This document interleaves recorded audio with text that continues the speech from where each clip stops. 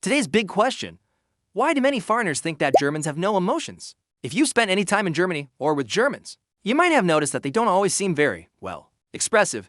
They might not crack a smile as often as you're used to, or they might say thank you without making eye contact. And that can make foreigners think that Germans are cold, distant, and maybe even a little rude.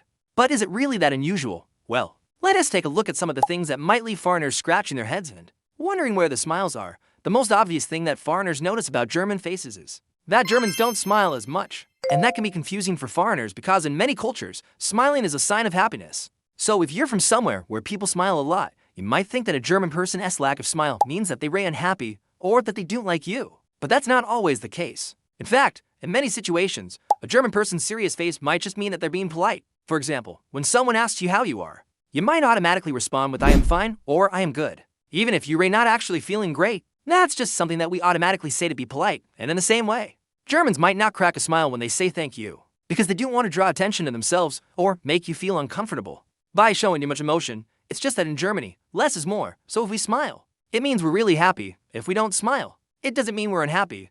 It just means we're neutral. But what about the famous German thank you without eye contact? Well, that's also part of the culture.